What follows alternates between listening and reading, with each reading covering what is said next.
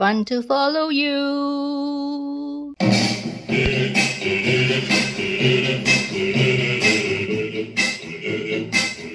Today I'll be making Pisang Jemput, or sometimes it's also called cekodo. So whatever name it is delicious. It's pretty simple to make.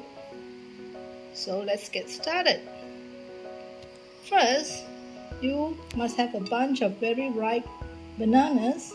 So you get about 5 to 6 bananas, which comes to about 300 grams in weight without the skin.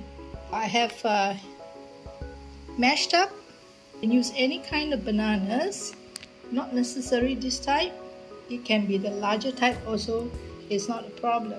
You don't have to smash it very finely. Small chunks like this will be also very good because it will have different texture in the Pisang Jemput.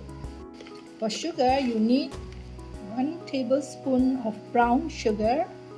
As the banana is quite sweet, I'm only adding half a tablespoon of white sugar. If your banana is not very sweet, you can go up to 2 tablespoons.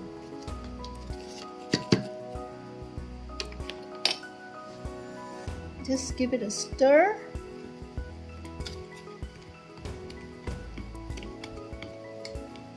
And then you add in 2 tablespoons of rice flour.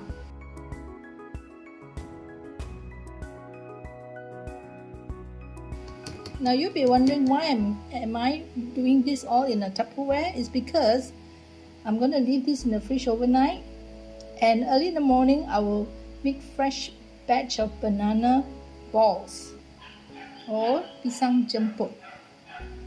Stir well.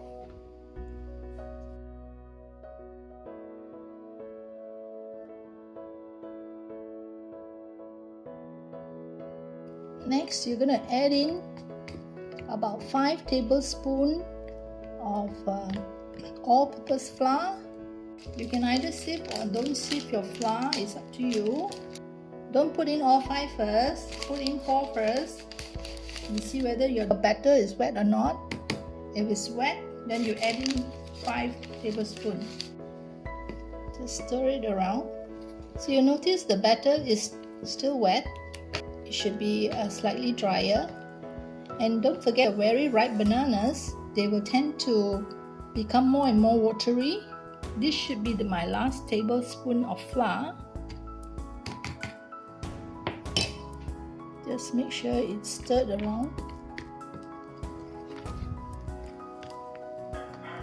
Another ingredient I would like to add in is about half a tablespoon of margarine. Just drip it in like that. The margarine will enhance the taste and make it very flavorful. Mix it into the batter. You also need about half a teaspoon of salt. I'm using fine salt here. I'm using a 1/4 teaspoon, so I'm gonna put in 2 times. So I'm only using half a teaspoon of salt. You can actually tolerate up to 1 teaspoon, but I think it's too salty.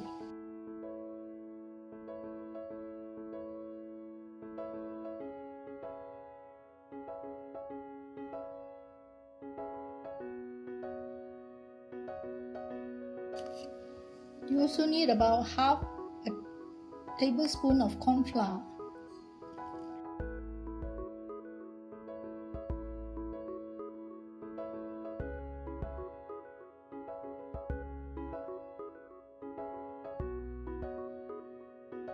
So that's all for tonight's mixing. Tomorrow morning I will be frying this, but before I fry, I'll be adding the baking soda and the baking powder. So good night and see you tomorrow morning. Good morning. I'm gonna take out the bananas from the fridge.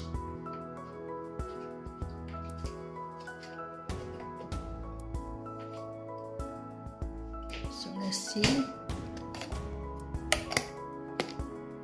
It's quite wet.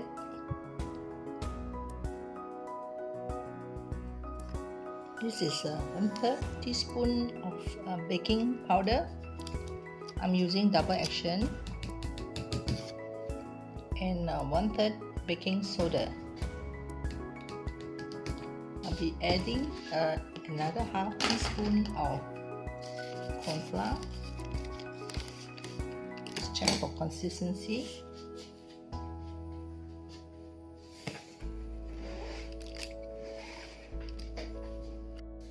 It should be dropping consistency. Just give it a thorough mix.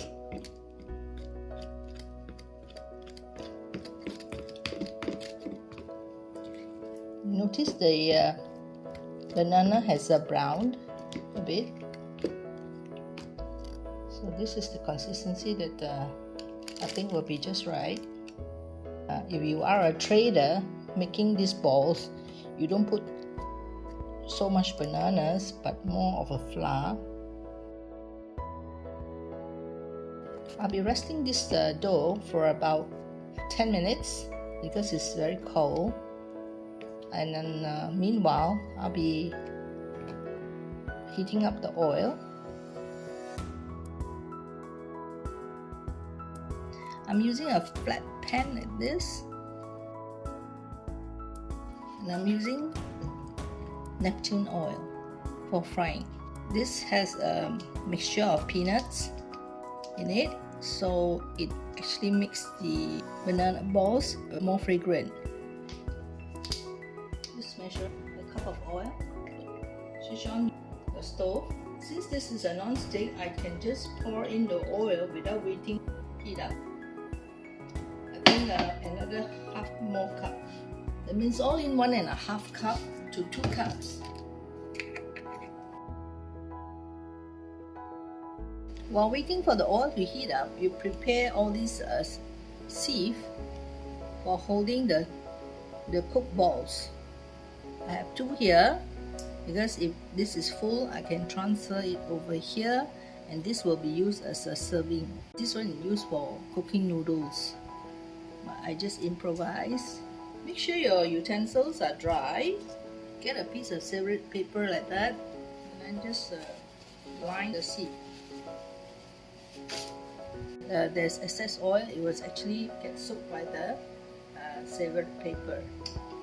Let's check the oil temperature with a chopstick. You should see bubble forming. And the more rapid the bubble are, the hotter is the oil. So this is quite hot.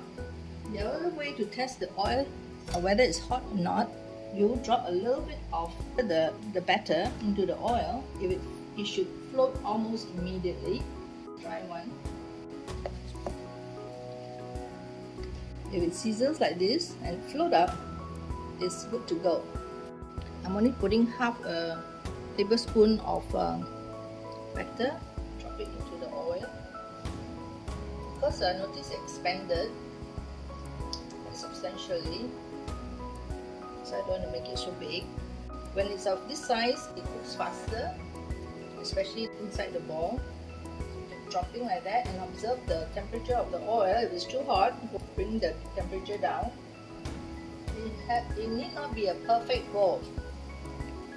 And then when it's slightly firm, you can shift it, flip it, so that the color is quite even. So each batch will take about 3 minutes to get to the color that you want. This piece is a bit ugly is because I flip it before it firms. That's why it has run out of shape. So continue until all the batter has finished. So in all, I have about 20 medium-sized banana balls. It's quite flat. Like I said, the oil that I put in the pan is not high enough, otherwise it will be quite round. So let it cool down for 20 minutes before we start tasting it. It's slightly warm now. You can see the banana And the flour, the texture is just right. You can see a bit of banana bits. If you want it more fragrant, you can drop a few drops of banana essence, but I want it natural.